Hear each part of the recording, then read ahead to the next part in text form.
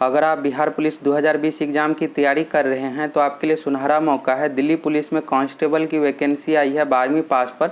इस वीडियो में आप लोगों को सभी जानकारी देंगे। सिलेबस क्या है, इसमें सैलरी कितना मिलेगा, ड्राइविंग लाइसेंस भी मांगा जाता है तो कब तक का ड्राइविंग लाइसेंस बना होना चाहिए, हाइट कितना चाहिए, उम्र, फिजिकल, सिलेक्शन का प्रोसेस, योग्यता क्या होनी चाहिए, सभी जानकारी इस वीडियो में आप लोगों को मिलेगा। फॉर्म भरने की जो अंतिम तिथि है 7 सितंबर 2020 तक, लास्ट डेट से पहले आप फॉर्म फिलअप कर लीजिएगा। और इसमें सबसे खास बात यह है कि कैटेगरी यह केंद्र सरकार की वैकेंसी है। दिल्ली पुलिस केंद्र सरकार के अंतर्गत है, तो इसमें आपको जो आरक्षण का लाभ मिलेगा केंद्र सरकार के अनुसार।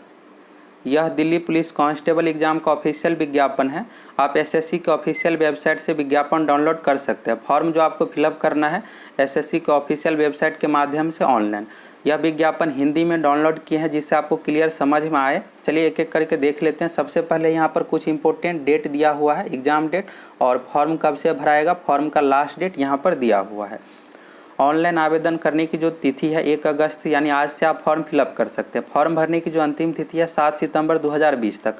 लास्ट डेट से पहले आप फॉर्म फिलअप कर लीजिएगा। लास्ट समय में अच्छे तरीके से वेबसाइट काम नहीं करता है और फॉर्म भरने में आपको समस्या आ सकती है, तो इसलिए पहले फिलअप कर लीजिएगा। पेमेंट करने का जो डेट है ऑनलाइन माध्यम से 9 सितंबर 2020 तक। अगर आप ऑफलाइन चालान के माध्यम से यानी बैंक जाकर पेमेंट करना चाहते हैं तो चालान जो डाउनलोड कर सकते हैं 11 सितंबर तक, और पेमेंट करने की जो अंतिम तिथि है 14 सितंबर 2020 तक। एग्जाम डेट अभी दे दिया गया है। एग्जाम जो लिया जाएगा ऑनलाइन कंप्यूटर बेस्ड एग्जाम लिया जाएगा। एग्जाम का जो डेट है 27 नवंबर 2020 से लेकर 14 दिसंबर 2020 तक। प्रत्येक दिन 3 शिफ्ट में एग्जाम लिया जाएगा। आपका जो एग्ज़ाम हो सकता है 27 नवंबर से लेकर 14 दिसंबर 2020 तक किसी भी डेट में हो सकता है। तो एग्ज़ाम 27 नवंबर से शुरू है और 14 दिसंबर 2020 तक लिया जाएगा। अब चलिए यहाँ पर देख लीजिए। दिल्ली पुलिस और कर्मचारी चयन आयोग एसएससी के बीच हस्ताक्षरित समझौता ज्ञापन के अनुसार कर्मचारी चयन आयोग दिल्ली पुलिस में पुरुष और महिला कांस्टेबल की भर्ती हेतु खुली प्रतियोगिता परीक्षा का आयोजन करेगा। देश के सभी भागों से अभ्यर्थी आवेदन करने के पात्र होंगे। अगर आप किसी भी स्टेट से हैं तो फॉर्म को फिलअप कर सकते हैं। यहाँ पर जो आपको आरक्षण का लाभ मिलेगा केंद्र सरकार के अनुसार। अगर आप ओबीसी कैटेगरी से हैं तो ओबीसी फिलअप कीजिएगा, एससी एसटी से हैं तो एससी एसटी फिलअप कीजिएगा, जनरल से हैं तो जनरल फिलअप कीजिएगा, ईडब्ल्यूएस से हैं तो ईडब्ल्यूएस फिलअप कीजिएगा। केंद्र सरकार के अनुसार आपको आरक्षण का यहाँ पर लाभ मिलेगा। दिल्ली पुलिस जो है केंद्र सरकार के अधीन है, इसलिए इसमें आपको आरक्षण का लाभ केंद्र सरकार के अनुसार मिलेगा। अब चलिए आगे यहाँ पर दिया हुआ है अभ्यर्थियों से आवेदन केवल ऑनलाइन पद्धति के जरिए स्वीकार किए जाएंगे। तो एसएससी के ऑफिशियल वेबसाइट के माध्यम से आपको ऑनलाइन आवेदन फिलअप करना है। अब यहाँ पर दिया हुआ है आयोग द्वारा कंप्यूटर आधारित परीक्षा सीबीई केवल अंग्रेजी और हिंदी में आयोजित की जाएगी। एग्जाम जो लिया जाएगा ऑनलाइन कंप्यूटर बेस्ड टेस्ट लिया जाएगा। क्वेश्चन का जो लैंग्वेज रहेगा हिंदी एवं अंग्रेजी दोनों भाषा में। मान लीजिए कोई मैथ का क्वेश्चन है तो क्वेश्चन का जो लैंग्वेज रहेगा हिंदी में भी और अंग्रेजी में भी, इसके अलावा कोई दूसरा भाषा में नहीं रहेगा। एग्जाम ऑनलाइन लिया जाएगा, एसएससी के द्वारा एग्जाम लिया जाएगा। तो एसएससी के एग्जाम में बिल्कुल ट्रांसपेरेंसी बना रहता है। टीसीएस कंपनी के द्वारा एग्जाम लिया जाएगा। अगर आप अच्छे तरीके से तैयारी करते हैं तो आपका सिलेक्शन निश्चित रूप से हो जाएगा। अब है यहाँ पर शारीरिक क्षमता एवं मापदंड परीक्षा दिल्ली पुलिस द्वारा नियत और दिल्ली में आयोजित की जाएगी। तो यहाँ पर जो फिजिकल टेस्ट आयोजित किया जाएगा दिल्ली में। अब रिटेन एग्जाम कहाँ पर होगा, तो आप जिस भी स्टेट से आते हैं वहीं पर रिटेन एग्जाम लिया जाएगा। मान लीजिए अगर आप बिहार से आते हैं तो सेंटर आपको चूज करना है। एग्जाम सेंटर का ऑप्शन रहता है फॉर्म भरते समय। तो अगर आप सेंट्रल रीजन चूज करते हैं तो वहाँ से सेंटर चूज करना है। सेंट्रल रीजन में हो गया यूपी बिहार आता है, तो बिहार का अगर आप सेंटर चूज कीजिएगा पटना, भागलपुर, गया, तो ज़्यादातर चांस है कि आपका सेंटर पटना में ही दिया जाएगा। गर्ल्स का सेंटर पटना में ही दिया जाता है, अदर स्टेट नहीं भेजा जाएगा। लेकिन बॉयज़ का सेंटर कभी कभी वाराणसी, इलाहाबाद दे दिया जाता है। स्टूडेंट अधिक रहेगा तो उस कंडीशन में आपका सेंटर वाराणसी, इलाहाबाद नज़दीक में ही दिया जाएगा, ज़्यादा दूर नहीं दिया जाता है। तो सेंटर आपको अपने पसंद के अनुसार चूज करना है। 3 सेंटर चूज करना पड़ता है। और जब आपका रिटेन एग्जाम में रिजल्ट हो जाता है तो फिजिकल टेस्ट के लिए जो रिजल्ट दिया जाएगा वैकेंसी का 12 गुना विज्ञापन में दिया हुआ है। तो 70,000 कैंडिडेट को फिजिकल टेस्ट में रिजल्ट दिया जाएगा। तब यहाँ पर स्टूडेंट बहुत ज़्यादा नहीं है, फिजिकल टेस्ट दिल्ली में लिया जाएगा। इससे पहले 2016 में दिल्ली पुलिस कांस्टेबल की वैकेंसी आई थी, तो उस समय जो लिया गया था सबसे पहले फिजिकल टेस्ट में सिलेक्शन के बाद लिया गया था लिखित परीक्षा। लेकिन इस बार ठीक उल्टा है, सबसे पहले लिखित परीक्षा पास होने के बाद फिजिकल टेस्ट होगा, फिर आपका सिलेक्शन होगा। अब है यहाँ पर दिल्ली पुलिस द्वारा शारीरिक क्षमता एवं मापदंड परीक्षा के दौरान अभ्यर्थियों से पात्रता प्रमाण पत्र, दस्तावेजों के संग्रहण और मूल प्रमाण पत्रों की साथ उनका सत्यापन किया जाएगा। जिस तरह से बिहार पुलिस कांस्टेबल का आप फिजिकल देने जाते हैं तो उस समय आपको डॉक्यूमेंट भी लेकर जाना पड़ता है, यहाँ पर भी आपको डॉक्यूमेंट लेकर जाना पड़ेगा, उस समय आपका सत्यापन यानी वेरिफिकेशन किया जाएगा। अब है यहाँ पर आगे देख लीजिए, इसमें जो भी मेन पॉइंट है हम आप लोगों को यहाँ पर बताएंगे। अब यहाँ पर अन्य सभी मुद्दे, परीक्षा की रूपरेखा, रिक्तियाँ, शारीरिक क्षमता के बारे में नीचे दिया हुआ। चलिए सभी को एक एक करके देख लेते। सबसे पहले है यहाँ पर वेतनमान के बारे में, सैलरी के बारे में। बिहार पुलिस कांस्टेबल में जो सैलरी मिलता है, वेतनमान जो मिलता है लेवल 3 के अंतर्गत 21,700 से लेकर 69,100 के बीच। और दिल्ली पुलिस कांस्टेबल में भी सेम वेतनमान है, लेवल 3 के अंतर्गत ही है, लेकिन दोनों की सैलरी में बहुत का अंतर है। बिहार पुलिस कांस्टेबल का अगर आपको ज्वाइनिंग होता है और इन हैंड सैलरी जो मिलेगा आपको 25 से 26,000 रुपये। दिल्ली पुलिस कांस्टेबल में जो आपको इन हैंड सैलरी मिलेगा 35,000 रुपये, बिहार पुलिस से ठीक 10,000 रुपये अधिक है। और सुविधाएँ भी बहुत ज़्यादा आपको मिलेगा बिहार पुलिस की अपेक्षा। सभी स्टूडेंट का सपना रहता है दिल्ली पुलिस में जॉब लेने का। भारत में सबसे अच्छा परफॉर्मेंस है दिल्ली पुलिस का, तो अगर यहाँ पर आपका सिलेक्शन हो जाता है तो आपके लिए बहुत ही अच्छा रहेगा। यहाँ पर जो बेसिक सैलरी 21,700 है, इसमें आपका हाउस रेंट जुटेगा, डीए जुटेगा, टीए जुटेगा, सभी जुट कर जो टोटल सैलरी मिलेगा आपको इन हैंड ज्वाइनिंग होने पर 35,000 रुपये। बिहार पुलिस से यहाँ पर 10,000 रुपये ज़्यादा सैलरी मिलेगा। अब चलिए यहाँ पर वैकेंसी के बारे में देख लीजिए। यहाँ पर टोटल रिक्ति दिया हुआ है। बिहार पुलिस कांस्टेबल में जो वैकेंसी आती है उसमें 35% महिला के लिए आरक्षित रहता है। यहाँ पर महिला का अलग से सीट दिया गया है। पुरुष के लिए यहाँ पर टोटल जो वैकेंसी है 3433 वैकेंसी, और महिला का यहाँ पर दिया हुआ है 1944 वैकेंसी है। कैटेगरी वाइज सभी में अलग अलग दिया हुआ है। और 226 यहाँ पर है भूतपूर्व सैनिक के लिए दिया हुआ। तो टोटल मिलाकर जो वैकेंसी है इसमें 5846 है, और इसका 12 गुना अभ्यर्थी को फिजिकल के लिए सिलेक्शन होगा। अब इससे आगे उम्र के बारे में दिया हुआ है और क्वालिफिकेशन के बारे में। तो सबसे पहले उम्र देख लीजिए, इसको अच्छे से समझ लीजिए, फिर आपको डाउट नहीं रहेगा। उम्र जो काउंट किया जाएगा 1 जुलाई 2020, 1 जुलाई 2020 तक आपकी न्यूनतम उम्र 18 वर्ष होना चाहिए और अधिकतम उम्र होना चाहिए 25 वर्ष। और आपका जो डेट ऑफ बर्थ होना चाहिए इसके बीच देख लीजिए, यहाँ पर दिया हुआ है 2 जुलाई 1995 से पहले और 1 जुलाई 2002 के बाद ना हुआ हो, इस बीच में आपका डेट ऑफ बर्थ होना चाहिए। और 1 जुलाई 2020 से काउंट किया जा रहा है। इस बार जिसका 18 वर्ष कंप्लीट हुआ है 2020 में, उस स्टूडेंट के लिए सुनहरा मौका है। अभी Bihar police forest guard, forester और होम गार्ड कांस्टेबल की वैकेंसी आई थी, तो उसमें जो एज काउंट किया जाता था 1 जनवरी 2020 से, तो आप फॉर्म नहीं भर पाए हैं तो आपके लिए यहाँ पर सुनहरा मौका है, आप फॉर्म यहाँ पर भर सकते हैं। 1 जुलाई 2020 से काउंट किया जा रहा है और उम्र में आपको छूट भी मिलेगा। अगर आप अनुसूचित जाति SC ST कैटेगरी से आते हैं तो 5 वर्ष का छूट मिलेगा। अगर आप OBC कैटेगरी से आते हैं तो 3 वर्ष का उम्र का छूट मिलेगा। अब अलग अलग यहाँ पर दिया हुआ है, तो आप देख सकते हैं भूतपूर्व सैनिक के लिए, खिलाड़ी के लिए, सभी का अलग अलग दिया हुआ है। अब इसके बाद यहाँ पर जो दिया हुआ है, अब यहाँ पर शैक्षणिक योग्यता के बारे में दिया हुआ है, इसको अच्छे से समझ लीजिए, फिर आपको डाउट नहीं रहेगा। अनिवार्य शैक्षणिक योग्यता 7 सितंबर 2020 तक 12वीं कंप्लीट होना चाहिए, यानी फॉर्म भरने की जो अंतिम तिथि है उस समय तक 12वीं पास होना चाहिए, यानी आपका रिजल्ट आ जाना चाहिए 7 सितंबर 2020 तक, तो फॉर्म भर सकते हैं। इस बार 2020 में जो 12वीं कंप्लीट किए हैं फॉर्म बिल्कुल भर सकते हैं, लेकिन 1 जुलाई 2020 तक न्यूनतम उम्र 18 वर्ष होना चाहिए।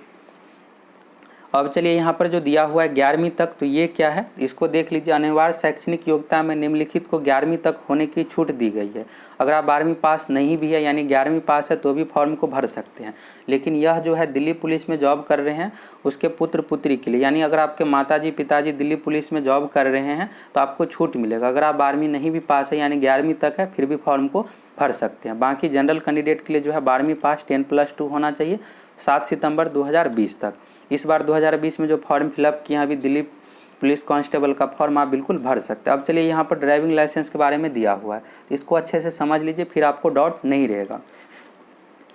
पुरुष अभ्यर्थियों के पास शारीरिक क्षमता परीक्षा, यहाँ पर साक्षर प है, इसका शॉर्ट फॉर्म हुआ शारीरिक क्षमता परीक्षा। अगर आप इंग्लिश में विज्ञापन देखिएगा तो उसमें आपको यहाँ पर फिजिकल दिया हुआ रहेगा, PET इस तरह से दिया हुआ रहेगा, PMT दिया हुआ रहेगा। शारीरिक क्षमता परीक्षा की तारीख को LMV मोटरसाइकिल या कार का वैध ड्राइविंग लाइसेंस होना चाहिए। शिक्षार्थी लाइसेंस यानी लर्नर लाइसेंस स्वीकार नहीं होगा। अगर आपके पास लर्निंग लाइसेंस है तो यह स्वीकार नहीं किया जाएगा, रिजेक्ट कर दिया जाएगा। तो अब ड्राइविंग लाइसेंस कब का बना होना चाहिए, तो अभी यहाँ पर नहीं मांगा जा रहा है। आप फॉर्म निश्चित रूप से भर दीजिए। फॉर्म फिलअप करने के बाद नवंबर दिसंबर में इसका एग्ज़ाम होगा। एग्ज़ाम के 2-3 महीने बाद इसका रिजल्ट दिया जाएगा, फिर फिजिकल होगा। फिजिकल जो होगा अगले साल 2021 में अप्रैल के बाद ही होगा इसका फिजिकल। तो उस समय आपके पास ड्राइविंग लाइसेंस बना होना चाहिए। तो अभी लॉकडाउन लगा है, जैसे ही लॉकडाउन खुलेगा परिवहन विभाग के वेबसाइट से आप ऑनलाइन अप्लाई कर दीजिएगा ड्राइविंग लाइसेंस के लिए। सबसे पहले जो आपका बनेगा लर्निंग लाइसेंस। लर्निंग लाइसेंस बनने के बाद 1 महीने के बाद आप ड्राइविंग लाइसेंस के लिए ओरिजिनल के लिए अप्लाई कर सकते हैं। फिर 1 महीने में आपका ड्राइविंग लाइसेंस बन जाएगा। तो 2-3 महीने का प्रोसेस है, बहुत ज़्यादा टाइम नहीं लगता है ड्राइविंग लाइसेंस बनाने में। तो अभी आपसे नहीं मांगा जा रहा है, लेकिन आप निश्चित रूप से बना लीजिएगा जल्द से जल्द, तो बेस्ट रहेगा। ड्राइविंग लाइसेंस कौन सा बनाना चाहिए तो इसके बारे में यहाँ पर दिया हुआ है। तो आपको जो ड्राइविंग लाइसेंस बनाना है कम से कम जो आपके पास होना चाहिए LMV का होना चाहिए, यानी हल्के मोटर वाहन का होना चाहिए।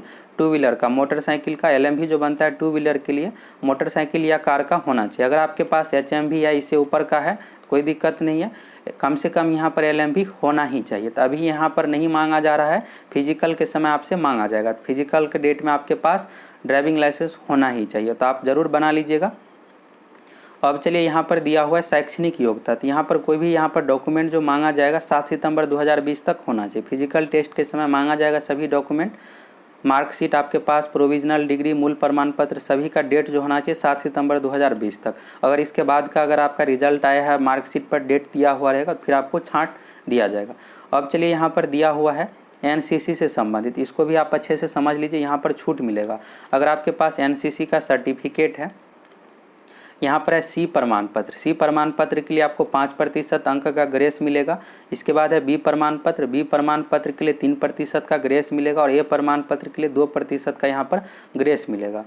अब यहाँ पर किस तरह से ग्रेस मिलेगा, तो एग्ज़ाम जो लिया जाएगा टोटल 100 मार्क्स का, यानी 100 क्वेश्चन पूछा जाएगा। तो अगर आपके एग्जाम में 60 क्वेश्चन सही होता है, 60 मार्क्स आता है, तो C सर्टिफिकेट अगर NCC का है तो 5 मार्क्स जुड़ जाएगा, यानी 65 अंक आपको इस तरह से मिलेगा। अगर A सर्टिफिकेट है तो 62 अंक, यानी 2 अंक आपको बोनस मिलेगा। तो इस तरह से यहाँ पर दिया हुआ है। अब चलिए यहाँ पर फॉर्म भरने से दिया हुआ आवेदन का तरीका, इसको अच्छे से समझ लीजिए, नहीं तो आपका फॉर्म रिजेक्ट हो जाएगा। यहाँ पर जो दिया हुआ है, इस बार SSC जो है अपने फॉर्म में परिवर्तन किया है। फ़ोटो पर जो डेट होना चाहिए, जिस तरह से रेलवे का आप फॉर्म भरे थे और जिस डेट में फ़ोटो खींचा हुआ था उसी डेट नीचे में लिखा हुआ था, तो यहाँ पर फ़ोटो का कहा जा रहा है कि डेट होना चाहिए। इसको देख लीजिए, जिस तारीख का फ़ोटो ली गई है वह फोटोग्राफर अंकित होना चाहिए। मान लीजिए अगर आप आज के डेट में 1 अगस्त को फ़ोटो खिंचाते हैं तो 1 अगस्त 2020 इस तरह से डेट होना चाहिए। ऑनलाइन आवेदन जमा करने की अंतिम तिथि है 7 सितंबर 2020 तक। पूरा इंस्ट्रक्शन ज़रूर पढ़ लीजिएगा जिससे आपका रिजेक्ट ना हो फॉर्म।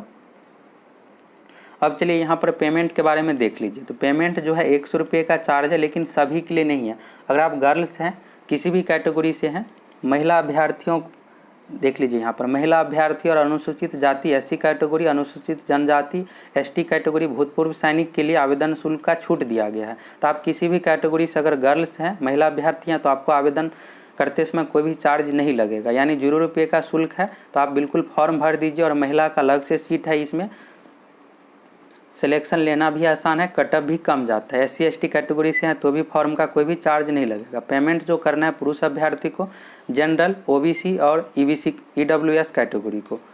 अब चलिए आगे यहाँ पर दिया हुआ है फॉर्म किस तरह से भरना है, उसका पूरा प्रोसेस दिया हुआ है। परीक्षा केंद्र के बारे में है, इसको भी समझ लीजिए। अगर आप बिहार उत्तर प्रदेश से हैं तो आपको जो सिलेक्ट करना है सेंट्रल रीजन CR सिलेक्ट करना है। एडमिट कार्ड जो डाउनलोड करना है CR रीजन से। फॉर्म कहाँ से भरना है तो SSC का ऑफिशियल वेबसाइट से फॉर्म भरना है और सेंटर चूज करना पड़ता है। तो अगर आप बिहार उत्तर प्रदेश से हैं तो सेंट्रल रीजन चूज कर लीजिएगा। सेंटर का नाम दिया हुआ है, बिहार में भागलपुर, दरभंगा, मुजफ्फरपुर, पटना, पूर्णिया सिलेक्ट कर सकते हैं। तो ज़्यादातर सेंटर आपका पटना में ही दे दिया जाएगा, गर्ल्स का बिहार में ही सेंटर दिया जाता है। बॉयज़ का अगर अधिक स्टूडेंट रहता है उस कंडीशन में वाराणसी, प्रयागराज, इलाहाबाद आपका सेंटर दिया जा सकता है। अब चलिए यहाँ पर दिया हुआ है एग्ज़ाम के लिए आपको 3 सेंटर सिलेक्ट करना है और SSC कोशिश करेगा जो आप सेंटर सिलेक्ट किए हैं वहाँ पर एग्ज़ाम देने की। अब है यहाँ पर परीक्षा की रूपरेखा, इसको भी देख लीजिए। परीक्षा में कंप्यूटर आधारित परीक्षा, शारीरिक क्षमता परीक्षा लिया जाएगा। सबसे पहले जो है कंप्यूटर आधारित परीक्षा लिया जाएगा, इसके बाद फिजिकल टेस्ट होगा, इसके बाद मेडिकल होगा और मेरिट लिस्ट बनेगा। फिजिकल यहाँ पर मेरिट लिस्ट जो बनेगा कंप्यूटर आधारित परीक्षा यानी जो रिटेन एग्जाम रहेगा उसमें मार्क्स के अनुसार। अब है यहाँ पर दिया हुआ है कंप्यूटर आधारित परीक्षा कई पालियों में ली जाएगी और इसके लिए जो है नॉर्मलाइजेशन किया जाएगा। एग्ज़ाम जो डेट है यहाँ पर 27 नवंबर से लेकर 14 दिसंबर तक और प्रत्येक दिन 3 पाली में एग्ज़ाम होगा, लगभग 50 पाली में एग्ज़ाम लिया जाएगा। स्टूडेंट जो फॉर्म फिलअप करेंगे 35 से 40 लाख के बीच या इससे अधिक भी हो सकता है फॉर्म फिलअप होगा। तो एग्ज़ाम का डेट जो रहेगा 27 नवंबर से लेकर 14 दिसंबर तक और सभी राज्यों में इसका सेंटर दिया जाएगा। तो बहुत सारे शिफ्ट में एग्ज़ाम लिया जाएगा और क्वेश्चन का लेवल अलग अलग हो जाता है, इस कारण से नॉर्मलाइजेशन किया जाएगा। नॉर्मलाइजेशन जो किया जाएगा इसके लिए नोटिस आया था फरवरी 2019 में। उस नोटिस में पूरा डिटेल्स दिया हुआ है किस अनुसार नॉर्मलाइजेशन करेंगे, उस अकॉर्डिंग नॉर्मलाइजेशन किया जाएगा। अब सिलेबस देख लेते हैं। सिलेबस के बारे में यहाँ पर दिया हुआ है। कंप्यूटर आधारित परीक्षा के बारे में ऑब्जेक्टिव टाइप का क्वेश्चन पूछा जाएगा और टोटल जो क्वेश्चन पूछा जाएगा 100 अंकों का प्रत्येक क्वेश्चन रहेगा 1 मार्क्स का। इसके लिए जो आपको समय मिलेगा 90 मिनट, 1.5 घंटा का समय दिया जाएगा। तो समय पर्याप्त है, आपका तैयारी अच्छा होना चाहिए। अब यहाँ पर है जीके सेक्शन। जीके एवं करेंट अफेयर से हो गया 50 प्रश्न, सामान्य बुद्धिमत्ता और समसामयिक विषय। तो करेंट अफेयर्स को अच्छे तरीके से देख लीजिएगा। करेंट अफेयर से अच्छा खासा क्वेश्चन पूछा जाएगा, 15 क्वेश्चन लगभग करेंट अफेयर से पूछा जाएगा। टोटल हो गया यहाँ पर जीके सेक्शन का 50 प्रश्नों की संख्या और अधिकतम अंक हो गया 50। रीजनिंग है तो रीजनिंग से 25 क्वेश्चन पूछा जाएगा, 25 अंक का।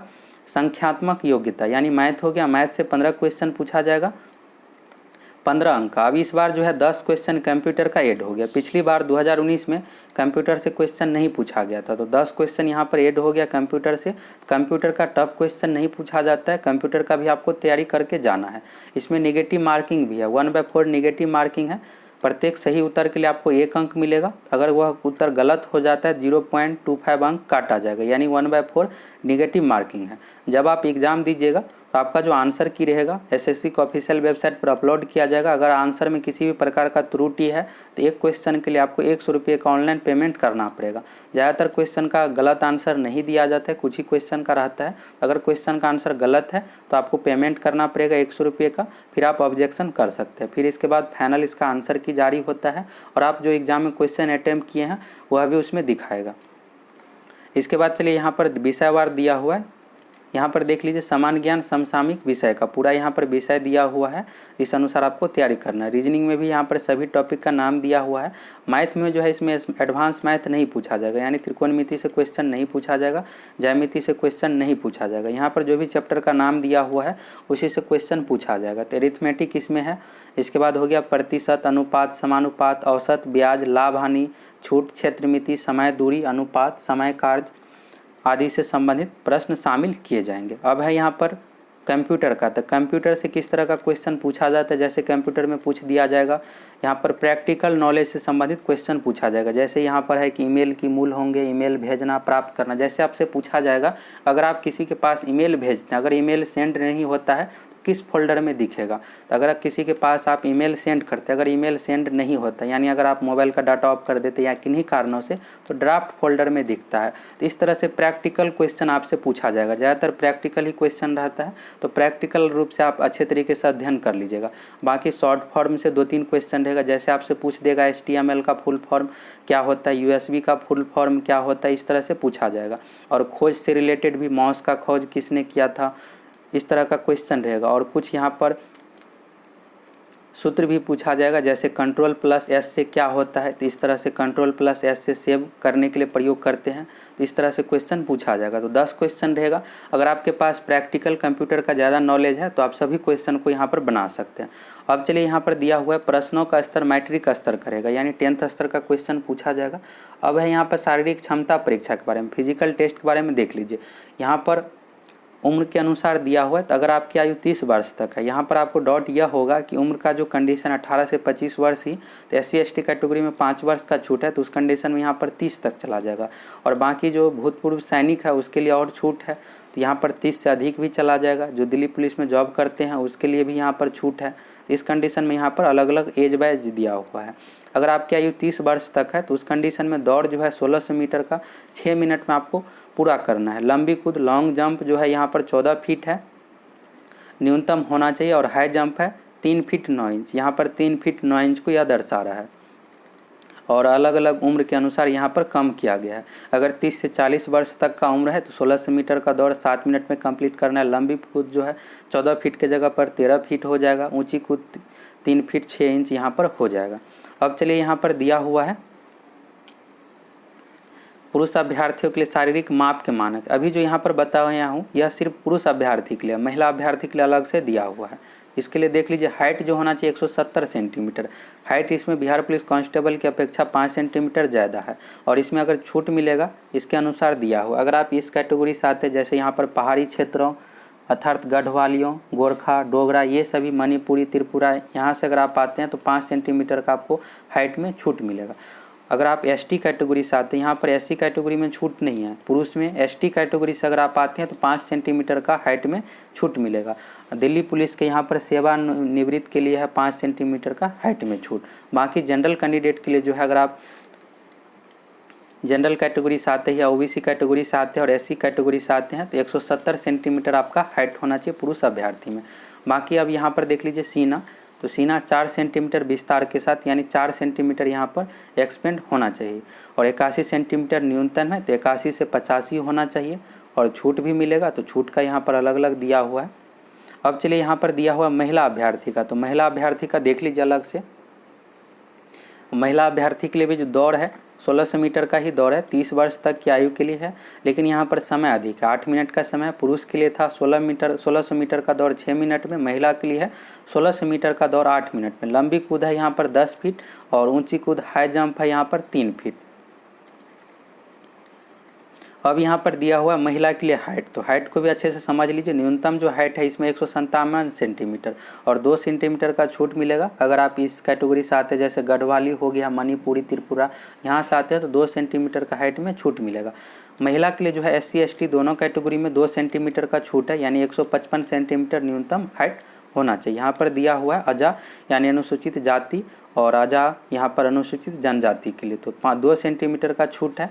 बाकी सभी जनरल के, जैसे जनरल, ओबीसी कैटेगरी, ईडब्ल्यूएस के लिए 157 सेंटीमीटर हाइट होना चाहिए। अब चलिए यहाँ पर दिया हुआ है मेडिकल से संबंधित, इसको भी आप पूरा पढ़ सकते हैं।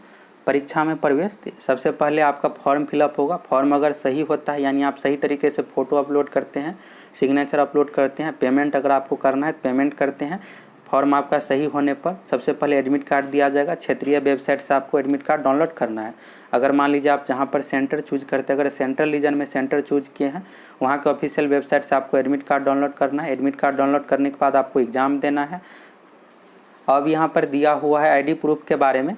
जब आप एग्ज़ाम देने जाइएगा तो आपके पास जो है कम से कम 2 पासपोर्ट आकार के हाल ही के रंगीन फ़ोटो होना चाहिए, साथ में कोई एक आईडी प्रूफ होना चाहिए, ओरिजिनल आईडी प्रूफ होना चाहिए। अगर आप आधार कार्ड ले जाते हैं तो बाय पोस्ट जो घर पर आता है आपको लेकर जाना है। अगर आप नेट से निकालते हैं प्रिंट तो पूरा पेज होना चाहिए, कटा हुआ नहीं होना चाहिए, पूरा पेज रहना चाहिए, तभी आप जा सकते हैं आधार कार्ड ले जाकर। और यहाँ पर एक डेट ऑफ बर्थ से संबंधित देख लीजिए। आधार कार्ड पर अगर आपका रॉन्ग डेट ऑफ बर्थ है, यानी सही डेट ऑफ बर्थ नहीं है, जो फॉर्म भरते समय दिए हैं डेट ऑफ बर्थ, फिर आपको एग्ज़ाम सेंटर में नहीं जाने दिया जाएगा। इसके साथ आपके पास जो होना चाहिए, इसके बारे में यहाँ पर दिया हुआ 10th का मार्कशीट होना चाहिए या मार्कशीट होना चाहिए जिस पर सही डेट ऑफ बर्थ अंकित हो। तो एग्ज़ाम देते समय बिल्कुल सावधानी से आप आईडी प्रूफ लेकर जाइएगा। पैन कार्ड पर अगर डेट ऑफ बर्थ सही है तो पैन कार्ड ही लेकर जाइएगा, या आधार कार्ड पर डेट ऑफ बर्थ सही है तभी लेकर जाइएगा। और आधार कार्ड कोशिश कीजिएगा कि ओरिजिनल वाला लेकर जाना है। अगर ओरिजिनल वाला नहीं है तो ई आधार का पूरा पेज आपको प्रिंट आउट लेकर जाना है, तभी आपको सेंटर पर प्रवेश करने दिया जाएगा, नहीं तो वहाँ पर रिटर्न कर दिया जाता है, फिर आपको दिक्कत होगा। अगर डेट ऑफ बर्थ गलत है आधार कार्ड पर तो मैट्रिक का सर्टिफिकेट, अंक पत्र, जन्म प्रमाण पत्र या कोई भी डॉक्यूमेंट लेकर जाना है जिस पर सही डेट ऑफ बर्थ हो। और फोटो भी साथ में आपको 2 लेकर जाना है। पूछताछ के बारे में तो हेल्पलाइन नंबर यहाँ से आप स्क्रीनशॉट भी ले सकते, किसी भी प्रकार की अगर समस्या होती है तो यह हेल्पलाइन नंबर है, इस पर आप कॉल कर सकते हैं। अब यहाँ से जो है सर्टिफिकेट का अलग अलग फॉर्मेट है। सबसे पहले यहाँ पर है ऑनलाइन आवेदन करने की प्रक्रिया, तो इसको पूरा पढ़ लीजिए किस प्रकार से आपको आवेदन करना है। और सबसे जो अधिक ध्यान रखना है आपको फ़ोटो के बारे में, फ़ोटो पर आपका डेट अंकित होना चाहिए। और फोटो जो होना चाहिए यहाँ पर 20 से 50 KB के बीच, सिग्नेचर जो होना चाहिए 10 से 20 KB के बीच।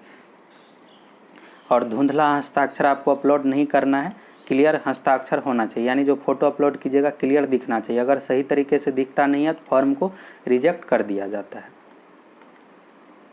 पूरा यहाँ पर डिटेल से इसको ज़रूर आप पढ़ लीजिएगा।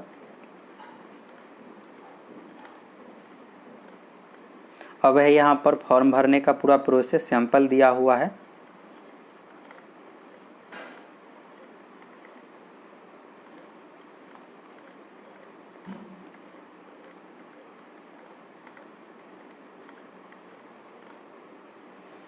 फ़ोटो यहाँ पर आएगा ऑप्शन, और फ़ोटो आपको इस तरह से अपलोड करना है, सिग्नेचर भी आपको अपलोड करना है।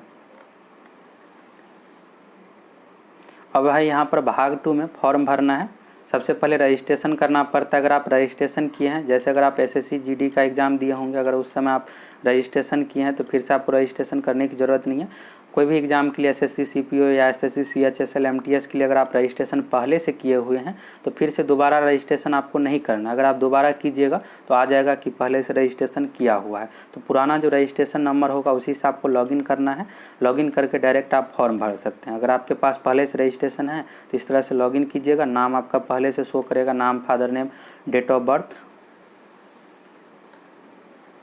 यहाँ पर जो आपको करना पड़ेगा, सेंटर सिर्फ चूज करना है। पहले से अगर आप रजिस्ट्रेशन किए हुए हैं तो सेंटर यहाँ से चूज कर लीजिएगा। यहाँ पर जैसे देखिए सीआर रीजन में आगरा आया है, तो इस तरह से अगर आप पटना चूज करना चाहते हैं तो पटना चूज कर लीजिएगा। और जो भी जानकारी पहले से फिलअप है तो इसमें पहले से यहाँ पर फिलअप रहेगा। अब है यहाँ पर हाईएस्ट क्वालिफिकेशन, तो यह 12वीं पास पर फॉर्म है, तो 12वीं यहाँ पर आपको सिलेक्ट कर लेना है और यहाँ पर आपको परसेंटेज मार्क इस तरह से देना है। और सभी जानकारी एक बार रिव्यू कर लीजिएगा, इसके बाद फाइनल सबमिट कर दीजिएगा। अब यहाँ से सर्टिफिकेट का फॉर्मेट है, सर्टिफिकेट का फॉर्मेट किस प्रकार से रहना चाहिए।